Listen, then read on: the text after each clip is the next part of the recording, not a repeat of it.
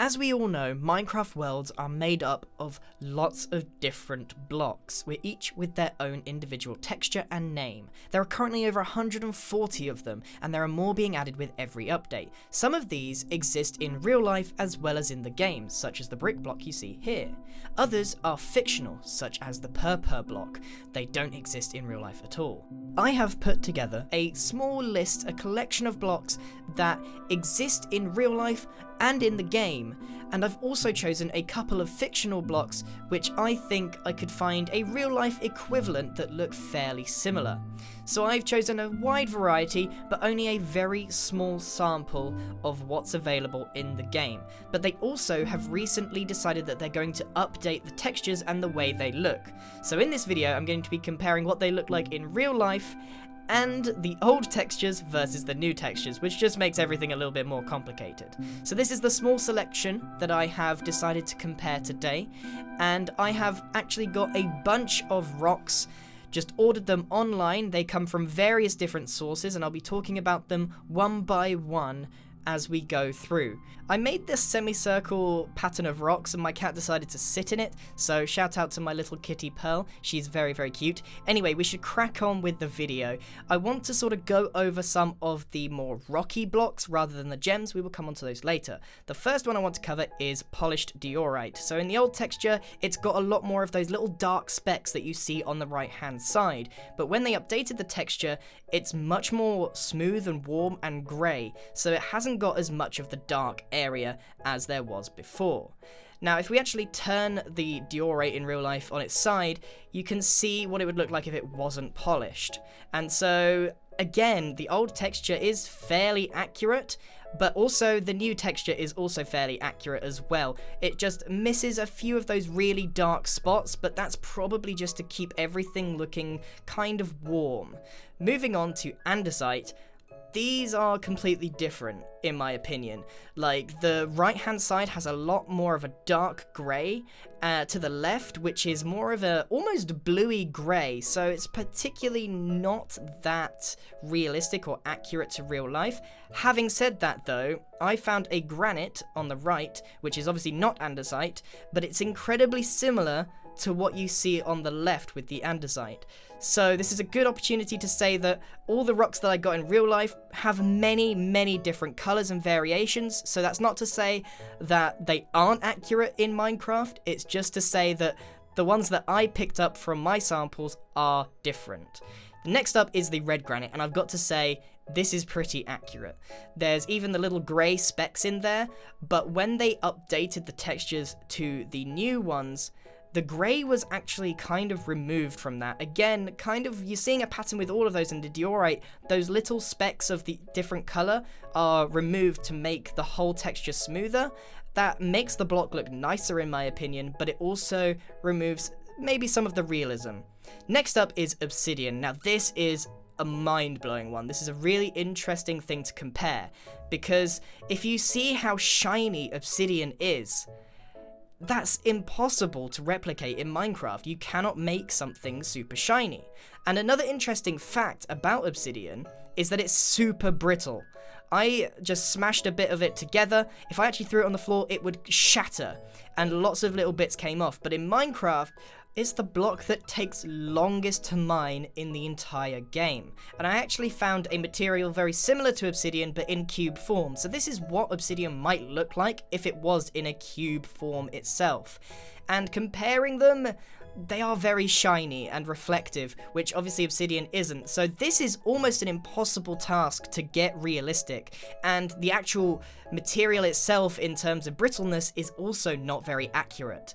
Next up is gold. Now obviously I'm not going to go and buy an actual block of gold, that would cost a fortune, but what I have got is some fool's gold called Pyrite, which is similar enough in my opinion to compare, and actually it's not too bad. The actual shade of colour is different.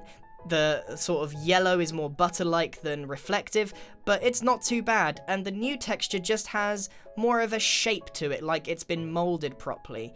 So I can't complain too much about this one, but then Pyrite's not gold. Next up is Lapis Lazuli. Now this one's a really interesting one because it's accurate, both in the old texture and the new. The interesting thing about the Lapis that I got is that it's also got, I don't know whether it's impurity or what, but it's not a solid blue block. It's got this sort of green tinge or white tinge in it, and if you just look at the actual blue part of the block, of the real life lapis, you can see that the blue is absolutely spot on. Especially in the new texture, they match up almost perfect. Now we're going to be comparing emerald. That's right, I actually bought some rough cut, untreated and fairly impure emerald. This is what emerald looks like when it's not actually refined into a proper gem that you see on rings. And the colour is almost there. I think that's the more interesting thing. Emerald is far more interesting to look at in real life than in Minecraft, in my opinion, and they changed the green tone with the new textures, so it doesn't quite match up, but you have to remember we're comparing something completely different. Perhaps the block was meant to be more of a gem, and they definitely can't get that translucency across in Minecraft itself. Next up we have Quartz. Now I have a tumblestone of quartz rather than a rough cut one, but you get the idea. Quartz itself is slightly translucent, so you can kind of see through it a little bit. It's very just cloudy. The colour is spot on, and the texture is actually fairly similar, but obviously blocks in Minecraft are more than likely meant to be solid rather than see-through in any way, the exception of course being ice and glass, so it's kind of reserved for those things. But bearing in mind that it's a solid colour, I'd say it's pretty accurate. It's kind of got that cloudy feel to it, and remember we are comparing a very reflective, polished stone here rather than a rough cut one. I'd say this one's actually fairly accurate, but at the end of the day, it is just a white stone, so it shouldn't be too difficult to do.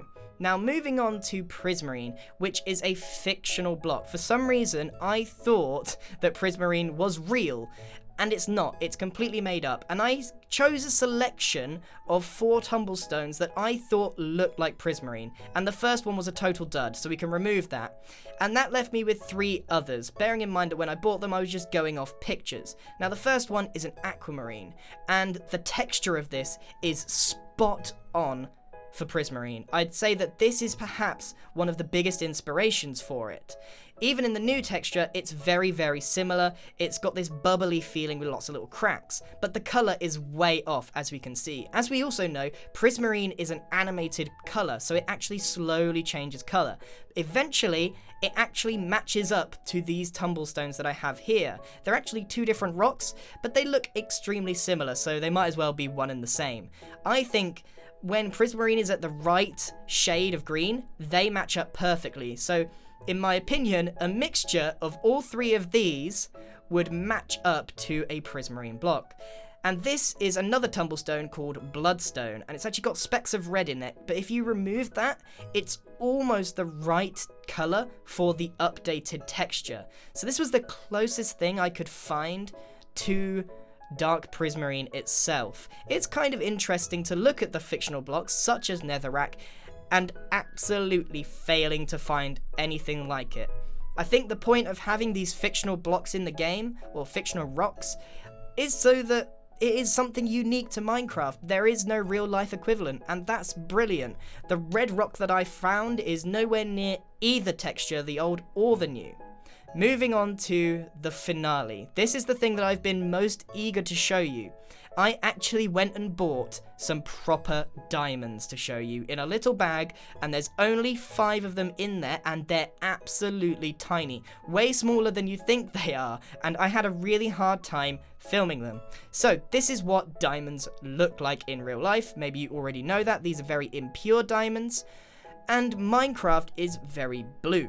And obviously in real life, well, they could be mistaken for shards of glass, to be honest with you. You have to get a little microscope out to make sure that these diamonds are real. And in Minecraft, if you tried to replicate real life, you would create a block that looks very similar to glass, so a colour had to be chosen for it. And in my opinion, this blue that has been chosen, or has been around since Minecraft began, has become almost iconic, and I think there's no way that it should change whatsoever. So in conclusion, I think that a lot of the blocks in Minecraft, they do have some basis in reality, and they do at least try and mimic real life in some way.